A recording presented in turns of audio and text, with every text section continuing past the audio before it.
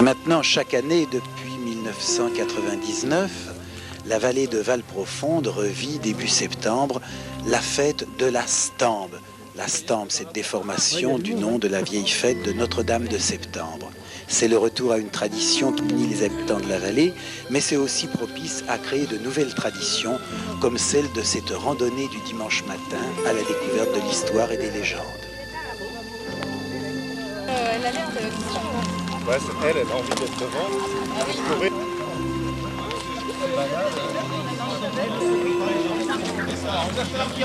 Une première étape au hameau de la Millerie. Voilà. Avec ici alors une étendue qui garde, quand on a, bon, c'est particulièrement vrai ici à la Millerie, qui garde ce caractère rural, pastoral, avec la présence de l'élevage, avec la présence de prairies. Et ça, c'est quand même quelque chose d'assez caractéristique de cette vallée. Oui. Donc les relevés faits par Paul Malherbe en 1900, donc il faisait partie du bureau du service des eaux de la ville de Paris. Il avait travaillé sur le rue Galant, donc il a fait un plan du rue Galant depuis la Grande Hâte jusqu'à Lyon. Et il avait noté quelques petites choses dont on a un petit peu parlé dans le dernier bulletin des études villeneuviennes, mais dont l'intégrale est en notre possession pour l'instant, grâce à Gilles Souchet qui nous a prêté. Et à propos de cette partie-là du rue Galant, il dit c'était destiné à faire des prairies irriguées, c'est-à-dire que il y a des petits problèmes de voisinage dans la campagne, malheureusement. Je ne peux pas en dire beaucoup plus, peut-être qu'après ça s'est arrangé. Donc il y a quelqu'un qui allait voir les propriétaires, donc les propriétaires s'entendaient, et puis la personne, c'était une jeune femme, elle allait ouvrir les vannes les unes après les autres, elle faisait ça la nuit. Et c'était elle qui était un petit peu la garante de ça se passait bien, parce que c'était bien plus posé. Avec Raoul. Voilà, avec Raoul, ouais. Et puis là, l'irrigation, c'était dans la nuit du... Oui, lui, enfin, je les voyait sauter dans la poêle. Et après, les voyait sauter dans la poêle. À 2-3 heures du matin pour court-circuiter son voisin. Voilà. Oui, mais ça existe des longs débats. Ah non, mais tous les débats autour des problèmes d'irrigation et d'eau, etc. Moi, je m'étais penché sur le secteur de Marsangy et Roussemont avec le rue de Montgerin. Mais depuis le XVe siècle, on a une abondance de procès autour de ces problèmes de rue. L'autre dit, mais il l'a détourné, etc. C'est dur de mettre tout le monde d'accord, parce que chacun la veut, l'eau. Hein. Attention, c'est important. Il y a que nous qui la voulons pas ce matin, mais on va pas la voir. Je me rappelle avoir vu encore les... Bien typiquement des familles anciennes de la vallée. Alors, là, on passe derrière un bâtiment, mais très simplement, où on perçoit ce qui est l'âme même de la construction locale, c'est-à-dire le blocage de silex. Alors, un blocage qui est devenu très apparent ici, sur le pignon et le bloc, c'est vraiment durant le 19e siècle qu'on va étendre la reconstruction avec les jambages de briques autour des portes et des fenêtres, avec le toit de tuiles qui va permettre d'élever davantage la maison, et puis de mettre un petit très universel. Alors les plus vieilles maisons, vous verrez que côté nord, elles ont éventuellement un toit plus bas en basse voûte, comme on dit, qui descend, qui couvre l'arrière de la maison, en même temps qui protège, et qui permet d'avoir des piquets qui préservent ses liens, etc. Oui, c'est vrai qu'on ne l'a pas dit. Alors, Françoise va montrer ce qu'elle a commencé à faire. Il y aura, attention, ça devient chic. Il y aura tout à l'heure le concours de bouquets champêtres. Hein. Alors, les dahlias, vous les laissez dans les jardins, vous cueillez juste ce qui est le long des chemins à l'état naturel. Et tout à l'heure à l'apéritif, je vous donnerai un apéritif en arrivant pour vous revigorer un peu, eh bien, vous pourrez montrer les beaux bouquets que vous aurez réalisés. Mais je vois qu'il y en a qui, très imprudemment, ont déjà fait le bouquet dès le départ. Il a intérêt à être bien frais en arrivant.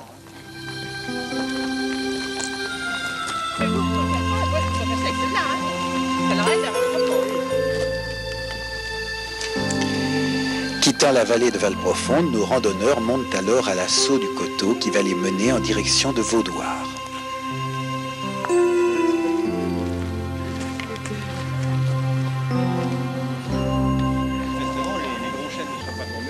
Il y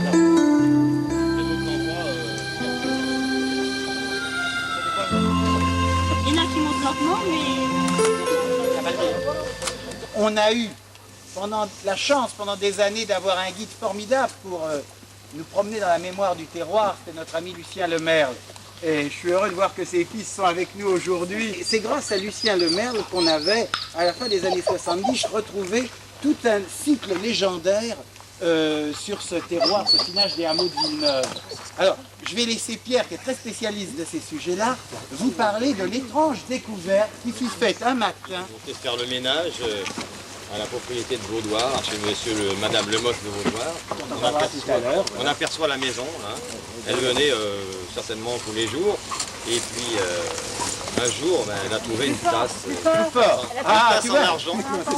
Elle a trouvé une petite tasse en argent là au bord du chemin. C'était la tasse de Monsieur Lemosse de Vaudoir. Donc elle lui a rapporté. Et puis elle est retournée au Tenon. Et puis elle a dit qu'elle allait trouver la tasse. Et il y a un bruit qui a couru très rapidement dans les hameaux, c'est que la chassanequin s'était posée à cet endroit et que Monsieur de Vaudoir était venu boire un coup et était parti avec la chassanequin.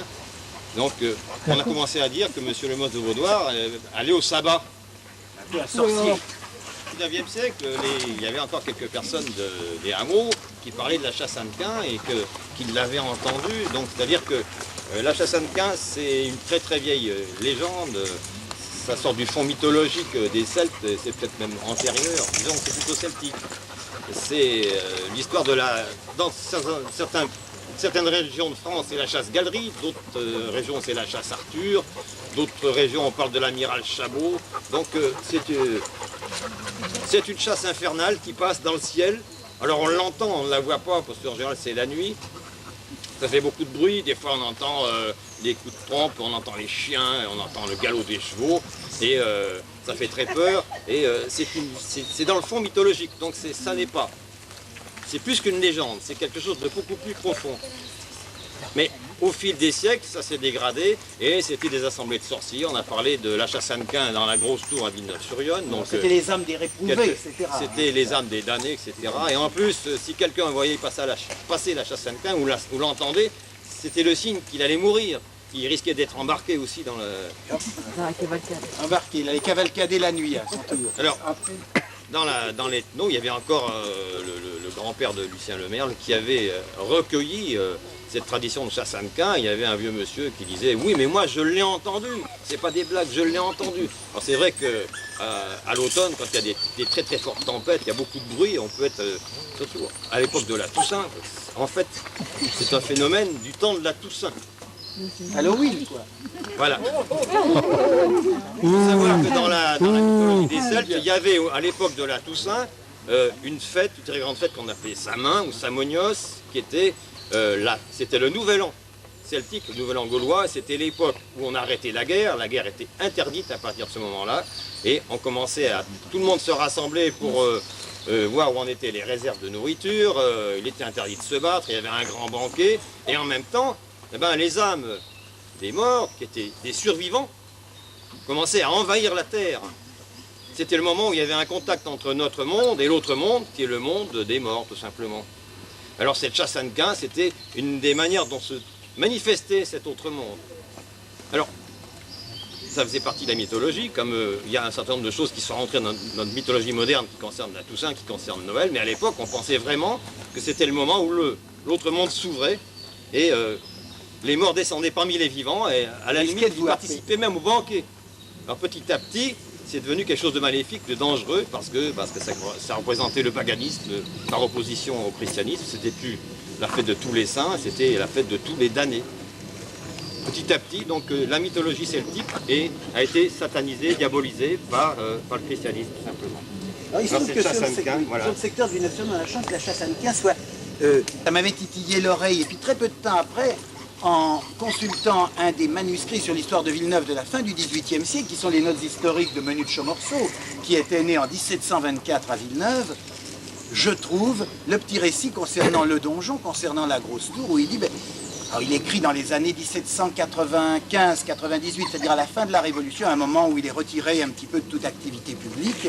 Et à ce moment-là, il écrit, il dit, voilà, dans mon enfance, les gens un peu simples, un peu crédules du quartier des Salles, du quartier de la Grosse Tour, ils disaient qu'on entendait certaines nuits dans le donjon, dans la Grosse Tour de Villeneuve, du boulevard Victor Hugo, la chasse à Nequin ou assemblée des sorciers. Il l'écrit comme ça, Menu de Chamonceau, et il dit « Oh, ces gens-là étaient un peu crédules. En fait, c'est parce qu'il y avait des chouettes dans la tour qu'ils entendaient la nuit et que ça leur faisait peur. Mais les anciens me disaient qu'ils entendaient des bruits de chaînes, des cris, des choses horribles. Enfin bon. Et il y avait ce manuscrit, donc c'était tout à fait intéressant. Et puis, en continuant de bavarder avec Lucien Lemerle, j'ai vu comment l'histoire avait évolué. Alors on avait petit à petit raconté, ben oui, cette chasse à Nequin, qu'est-ce que c'est? C'est les damnés, c'est les réprouvés. Mais en même temps, cette chasse à Nequin qui faisait peur, il fallait bien qu'elle soit un petit peu à l'origine des misères du monde. Il fallait bien qu'elle soit un peu le bouc émissaire de tout ce qui pouvait nous arriver de malheureux. Alors on a commencé à dire, oh oui, la chasse à Nequin, attention, hein, il n'y a peut-être pas que des fantômes là-dedans, mais c'est aussi les bourgeois et les riches qui font ça. Alors ça nous ramène à l'anecdote de la tasse d'argent de M. Le Mos de Vaudoir, qu'on trouve étrangement dans ce tournant du chemin. Et on dit, oh là là, c'est parce qu'ils ont fait le sabbat à cet endroit-là. Et alors, c'était tellement à l'origine des mots du pauvre monde, la chasse à Nequin, que les gens des campagnes avaient petit à petit déformé, c'était devenu « c'te chasse à Nequin ». Lucien, il disait « j'te chasse à Nequin ». Eh bien, la chasse à Nequin, c'était tellement à l'origine des mots du pauvre monde que quand vous arriviez dans votre grange le matin prendre des outils pour aller travailler au champ ou autre, et puis paf, il y avait l'outil qui s'était démanché ou il y avait quelque chose de décycloté qu'on ne pouvait plus faire marcher. Alors, il y avait les anciens du pays, et c'est encore Lucien qui me racontait ça, disaient « oh, c'te chasse à Nequin ». C'était vraiment le début des malheurs de tout. Et vous voyez comment, à partir d'une légende très ancienne, moi je l'ai lu dans les poètes du Moyen-Âge, des gens comme Adam de la Halle, ils parlent de la Ménie Elquin. Elquin, King to Hell, celui qui tient à l'enfer, c'est l'étymologie de Hannequin. Eh bien, depuis un vieux mythe qui renvoie à une réalité pré-celtique, même vraisemblablement, eh bien, il y avait petit à petit une espèce d'adaptation, je dirais une espèce de familiarisation un peu différente de cette légende qui était encore très vivante dans cette vallée et dans ce secteur à la fin du 19e et au début du 20e. Le christianisme a récupéré ça et l'a un petit peu satanisé, si j'ose dire. Il ne faut pas oublier qu'on a deux credos. On a deux credos. On a un credo qu'on appelle le symbole des apôtres, qu'on a récité hier, par exemple, et il y a un deuxième credo qui dit « Je crois en Dieu le Père Tout-Puissant, créateur du ciel et de la terre, de l'univers visible et invisible. » Or, on est dans un monde, actuellement, qui a complètement éliminé la réalité perceptible de temps en temps, avec des moments, des lieux, des instants, de cette réalité du monde invisible. Et on revient à la mort, on revient à tout ça, et on ne parle plus jamais de la réalité du monde invisible, parce que on a voulu tout scientiser, mesurer dans l'espace et dans le temps. Et il y a une autre réalité qui est hors de l'espace et dans le temps, et du temps, mais qui, à certains moments, certains instants, on va dire se ressurgit comme ça. Et qui existe. Très rapidement. Juste un tout petit mot quand même, parce que je vois certaines têtes. On a entendu la corne, on entend des chiens, on a même vu 2 chevaux noirs, mais je ne pense pas que ce soit les sorciers de la vallée du Rugalan. C'est pas la bonne heure. Il fait jour. Il fait jour. La fameuse, 2 chevaux noirs, on entend les chiens, il y a la corne, il y a tout, sauf la nuit. Mais c'est une base celte, c'est pas Non, américain. on a transformé cette... Non, ils ont tout récupéré. Ils ont piqué ça. Mais ils ont tout récupéré. C'est pas exactement un hameau de Villeneuve, Vaudoir, c'est vraiment une grosse maison, ce qui a été autrefois un manoir, sur ce site. Et nous avons, à la différence d'autres origines de hameaux de Villeneuve, d'autres petits fiefs qui se trouvaient sur le finage de Villeneuve autrefois, très peu de documents sur Vaudoir, parce qu'il se trouve, comme par exemple le petit manoir de la Houssaye, au-dessus de Véron et de Malais, il échappe un tout petit peu aux historiens parce que nous sommes ici dans un domaine qui a un statut un petit peu particulier, un petit peu marginal, qui est celui de ce qu'on appelait autrefois, à l'époque féodale, un franc halleux.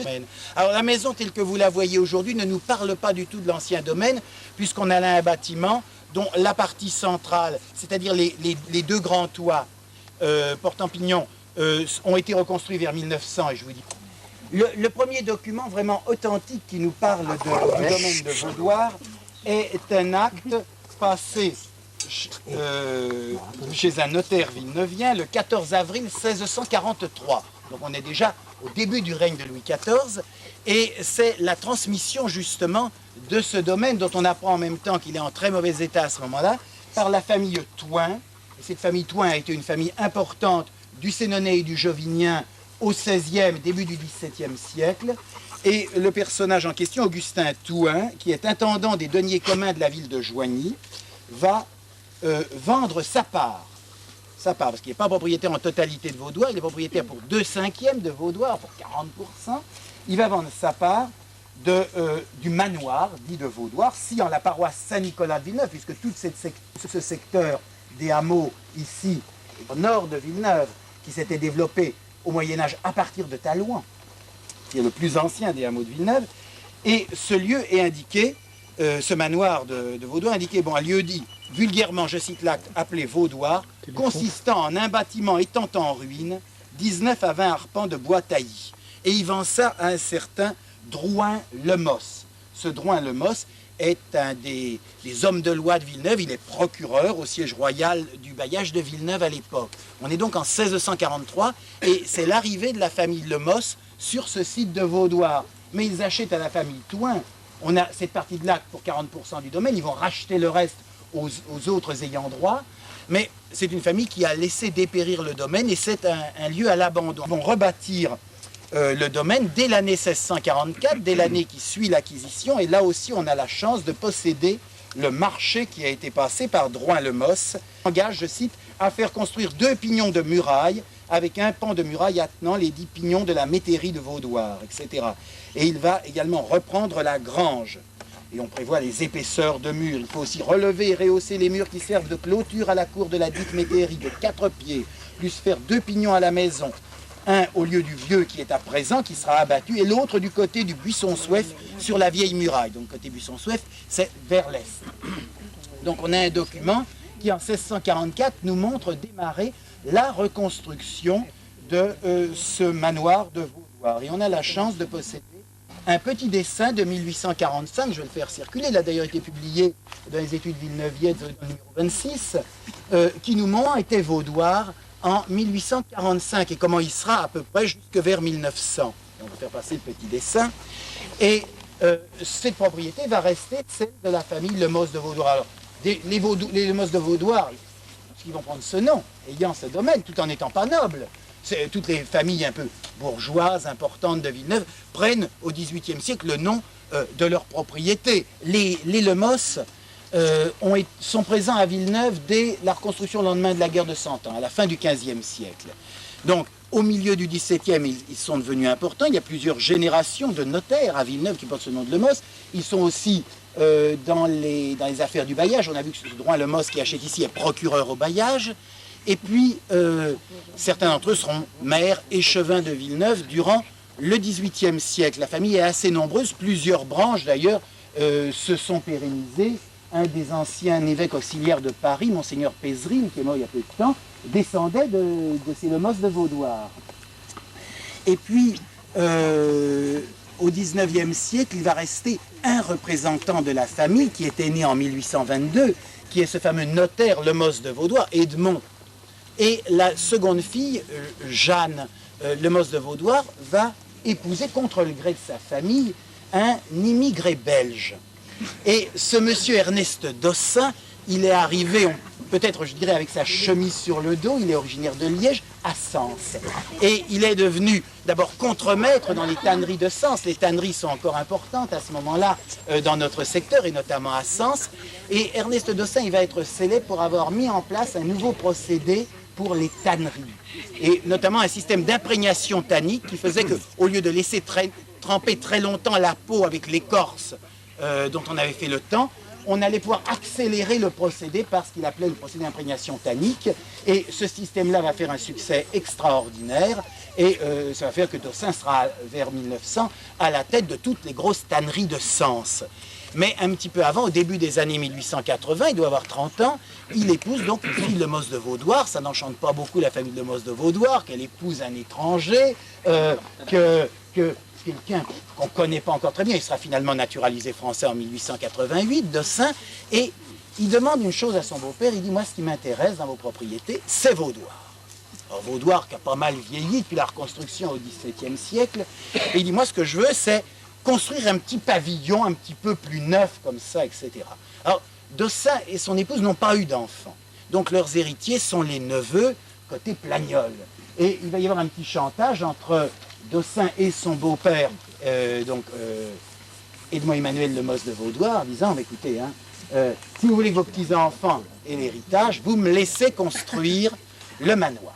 Et il va construire donc la partie centrale que l'on voit ici de Vaudois. Dans les années 1930, je crois, Dossin va vendre la propriété. Jean-Luc, excuse-moi de t'interrompre. C'est en 1930, Dossin, le propriétaire de Vaudois. Mon grand-père était fermier à ce domaine. Une petite anecdote en passant. Dossin dit à mon grand-père Léon, Léon, il se tutoyait, Léon, je te vends ma ferme. 29 hectares de forêt et 44 hectares de terre. Alors oui, pourquoi pas. Alors à l'époque, ils ont tombé en discorde, une histoire financière comme toujours il en existe, entre un vendeur et un acheteur. Et pour le prix de l'équivalent d'une vache à l'époque, si mon grand-père, qui avait sûrement les moyens de l'acheter, avait dit oui, donc maintenant ça a été une propriété Le Merle, d'après Dossin. Mais voilà Dossin a finalement vendu quand même, parce qu'il est mort en 1944, Dossin il avait déjà vendu depuis une dizaine d'années Vaudoir. Ouais. Et alors aujourd'hui, c'est vrai que quand on voit cette belle propriété, elle ne nous parle pas du tout de ce que pouvait être le bâtiment d'origine. Allez, on monte un petit peu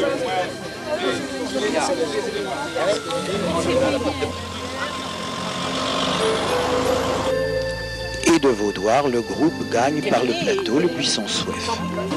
On va entrer. Monsieur et Madame Duclos ont la gentillesse de nous ouvrir leur grille, on va en profiter.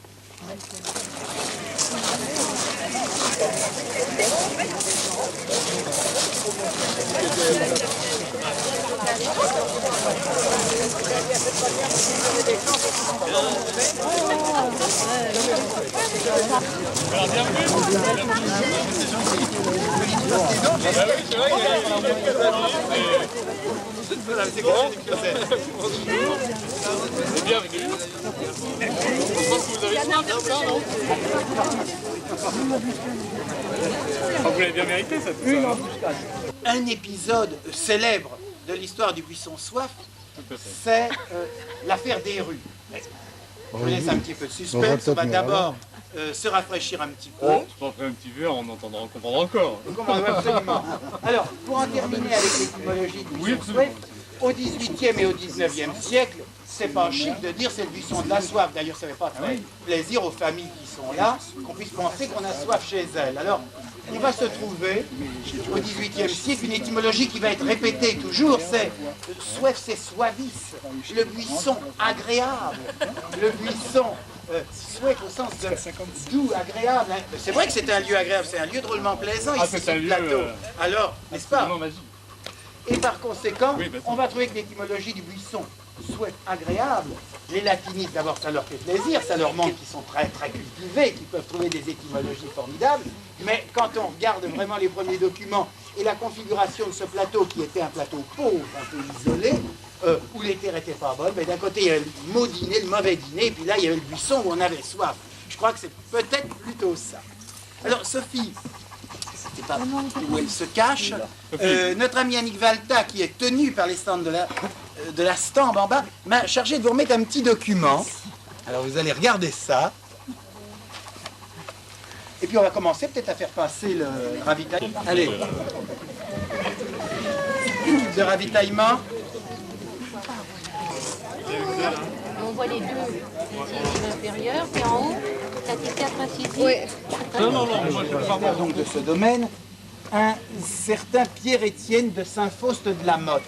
Alors c'est pas du tout un patronyme de la région.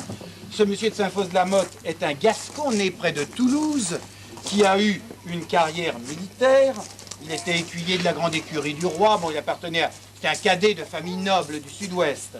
Et il va tardivement régulariser une situation matrimoniale qui était un peu particulière, puisqu'il avait en l'occurrence une maîtresse qui était la fille d'un bourgeois de Reims, dont il avait un fils, et il va en quelque sorte légitimer la situation par un mariage qui se déroule en septembre 1762. Et c'est grâce à son épouse, cette fille d'un bourgeois de Reims, Marie-Françoise Perrier, et à un héritage qu'elle avait reçu, qu'il va pouvoir acquérir ce domaine ici, donc qui est ce secteur de Granges, Flandre, Buisson-Souef et partie de Valprofonde. Et il devient un petit personnage important de Villeneuve, du Villeneuvien. Il s'installe ici une partie de l'année. Il a également, bien sûr, les propriétés de son épouse à Reims. Et puis, il se dit que l'éducation de son fils supposerait peut-être qu'il ait un pied-à-terre à Paris. Ça lui donnera peut-être une meilleure superficie sociale. Et il commence à en parler au procureur du bailliage, etc. Il faudrait me trouver un acheteur pour le Buisson-Souef. Moi, j'envisage de quitter ce secteur. Puis il a un coup de fil, on lui dit, tiens, il y a un acheteur possible. Il y a un acheteur possible. On a un monsieur qui est à Paris, justement, qui a fait de bonnes affaires. C'est un gros épicier, quelqu'un de tout à fait... Maintenant, originaire de Chartres, une bonne famille de Chartres. C'est un monsieur Antoine-François Desrues. Antoine-François Desrues, c'est un garçon qui doit avoir 32 ans à l'époque. Et il se présente comme un gros épicier de Paris. Il mène des affaires. Il a épousé une jeune fille dont le père fabriquait des paillassons. Mais bon, ils ont fait de bonnes affaires. Il se pousse dans le monde, ce monsieur Desrues. Il dit, aucun problème. Ah, une propriété. Bien, c'est très chouette ici. Ça me va bien. Il vient visiter. Il dit, c'est tout à fait ce que ma femme et moi cherchions. Ça nous fait une petite propriété à campagne. On viendra chasser à l'automne. C'est idéal. Et il y a le 22 décembre 1775 un acte sous seing privé où Antoine-François Desrues achète la terre de Buisson-Souef à M. de Saint-Fos-de-la-Motte. Il doit être payé 12 000 livres au comptant, c'est pas rien, hein. À 3 mois, 18 000 livres, et le solde, 100 000 livres en 2 paiements successifs au bout de 3 ans. Donc, on a acheté 130 000 livres, c'est un prix honnête, et monsieur de Saint-Fos-de-la-Motte, il dit, bon, avec ça, j'ai quand même, puisqu'il reste d'héritage de ma femme, je vais m'acheter un petit pied-à-terre à Paris qui sera pas mal, il restera les maisons de Reims, on va bien équilibrer l'affaire. Le premier versement des 12 000 livres, il n'arrive pas tout de suite. Desrues verse 2 748 livres. Il a tiré le fond de tiroir, c'est ce qu'il a pu verser. Et il dit, vous inquiétez pas, ma femme a un gros héritage, ça va tomber dans peu de temps. Son épouse, qui s'appelait demoiselle Nicolet, est devenue entre-temps madame de Nicolaï. Enfin, ça commence à devenir beaucoup mieux. Et le reste n'arrive pas. Un an presque se passe. On est en décembre 76. Madame Desrues qui doit emmener, Madame de la Motte qui doit emmener son fils en pension à Paris. Desrues dit, mais il n'y a pas de problème, descendez chez moi, vous savez, j'ai une bonne maison à Paris. Vous pourrez loger quelques jours en attendant que vous ayez trouvé quelque chose. Et puis, vous pouvez toujours amener votre fils pour le placer en pension. Enfin, le 15 décembre 1776, Madame de Saint-Fos-de-la-Motte arrive à Paris, chez Desrues, avec son fils. On passe les fêtes de fin d'année chez Desrues. Il a sorti la dinde farcie et le reste. C'est merveilleux. Le 15 janvier, elle mène son fils en pension. Et elle dit, ben, parfait, je vais pouvoir retourner voir mon mari à Buisson-Souef. Vous me dites qu'on sera payé dans très peu de temps. Aucun problème. Seulement, monsieur de Saint-Fos-de-la-Motte ne voit jamais revenir son épouse. Janvier se passe. Février commence, toujours pas de nouvelles de Madame de Saint-Fos-de-la-Motte, qui a dû quitter Paris le lendemain du 15 janvier, mais le 15 février n'est toujours pas arrivé ici, à Buisson-Souef. Alors Monsieur de Saint-Fos-de-la-Motte écrit à son fils, qui dit, mais non, on m'a bien conduit à la pension, il n'y a pas de problème, maman a dû rentrer. Pas de nouvelles de Madame de Saint-Fos-de-la-Motte. Alors, on commence à s'inquiéter un petit peu, et arrivé fin février, Monsieur de Saint-Fos-de-la-Motte, il commence vraiment, j'allais dire, à appeler la PJ pour mener l'enquête. Voilà que tout d'un coup arrivent des nouvelles de Lyon. Qu'est-ce que Madame de Saint-Fos-de-la-Motte fait à Lyon? Ah ben elle a été à Lyon justement traiter ses affaires et elle a signé devant notaire une quittance des 100 000 livres que Monsieur Desrues lui a versé. Monsieur de Saint-Fos. Alors, fin février, il apprend aussi que son fils a quitté la pension à Paris. Il y a son parrain qui est venu le chercher. Pas de parrain par là. il y a un petit problème. Desrues, qui n'a évidemment pas les premiers livres pour payer le prix de la propriété de Buisson-Souef, a tout d'abord fait disparaître Madame de Saint-Faux-la-Motte. Il l'a vraisemblablement empoisonnée chez lui. On saura dans l'interrogatoire des domestiques. Et on retrouvera le corps de Madame de Saint-Faux-de-la-Motte caché dans une cave de la rue de la Mortellerie à Paris. Il a empoisonné la femme, l'enfant, et il espérait faire avaler l'histoire des 100 000. Parce qu'effectivement, le notaire de Lyon, il a bien vu venir une dame qui venait verser, qui venait toucher ça. C'était Desrues déguisé, c'est un personnage, une histoire. Alors vous allez me dire abracadabrantesque, c'est bien le mot. Qui amenait Desrues, c'est une espèce de mythomane complet. Il n'a jamais eu, bien sûr, les premiers sous pour se payer ce domaine, ici en Villeneuve. Et il avait trouvé commode, comme ça, de faire croire à la disparition de Madame Saint-Faux-de-la-Motte et de son fils avec l'argent du paiement. Il va même, au moment où il est détenu, avec la complicité de sa femme, faire arriver plusieurs billets, soi-disant écrits par Madame de Saint-Faux-de-la-Motte, qui prouvent aussi qu'elle est vivante et qu'elle n'a pas disparu. C'est une histoire absolument folle. Le corps de Madame Saint-Faux est découvert le 18 avril, le 22 avril... En ces temps, la justice ne traîne pas. Ce procès, qui s'est ouvert le 30 avril 1777, aboutit immédiatement à une sentence de condamnation à mort pour Desrues, sentence confirmée dès le 5 mai par le Parlement, et l'exécution de Desrues aura lieu le jour même. Le pauvre monsieur de Saint-Faux-de-la-Motte, il va repartir dans son sud-ouest, il va effectivement se dépêcher de liquider auprès de quelqu'un de solvable le Buisson-Souef, et il va partir avec d'assez mauvais souvenirs de ces années villeneuviennes. Mais l'affaire Desrues reste célèbre dans les annales. Ce sera le dernier cas d'ailleurs d'écartèlement en place de Grève d'un criminel en France. Alors, heureusement, il paraît que c'est beaucoup plus calme en ce moment au Buisson-Souef. Alors, il faut savoir aussi que tout ce domaine... Il y a des fantômes. Il y a des fantômes. Pas chez nous, mais chez eux. Oui, il paraît qu'il y a des fantômes de l'autre côté. Mais gentils. Des fantômes Oui, Des fantômes gentils, ils sont paraît-il. sympas. Mais on ne voit pas pourquoi, ça rejoint le propos tout à l'heure avec Pierre, pourquoi est-ce que ce monde invisible serait forcément agressif à notre égard? Non mais il paraît qu'ils sont gentils. J'en doute pas. Ils sont gentils, les fantômes.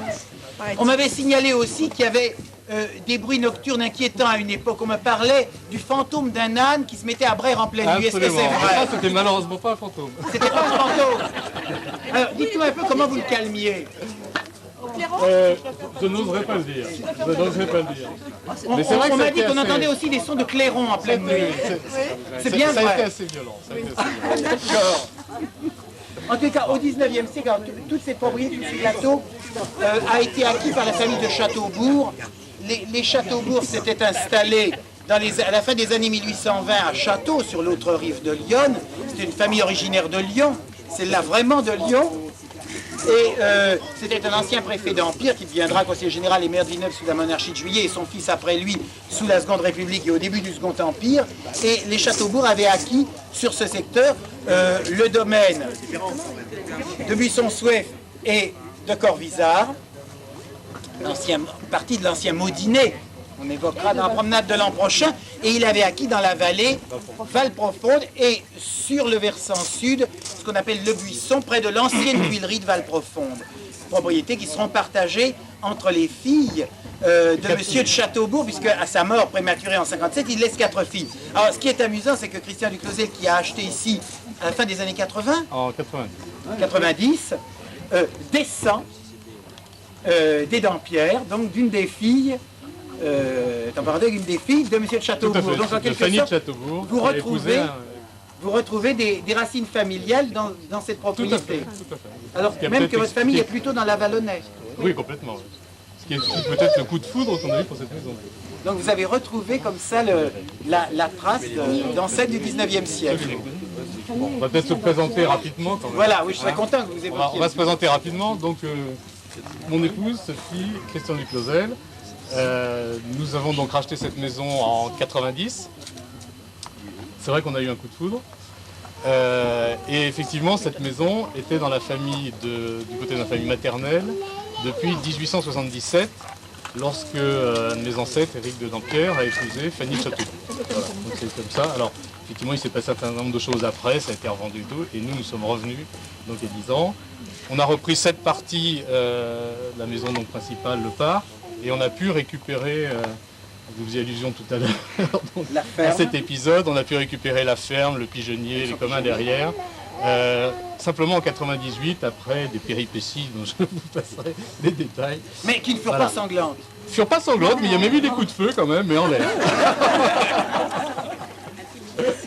Voilà. Alors sinon, bon, bah, nous avons trois enfants. Ma fille aînée, Constance de Vibray, et son mari, là. Héloïse et Alexandre, je ne sais pas où ils sont. Là. Ça, pardon, voilà. Qui s'est marié l'année dernière à Villeneuve, j'espère qu'on n'a pas trop perturbé Villeneuve. Et Édouard, le dernier, qui est fiancé.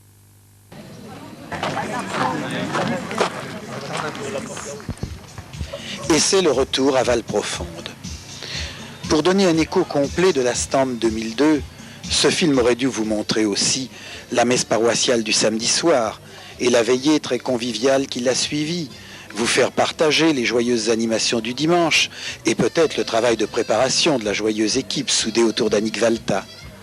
Mais nous préférons vous inviter plutôt à venir en juger par vous-même lors de la Stampe 2003, les 13 et 14 septembre prochains, pour que vive la tradition.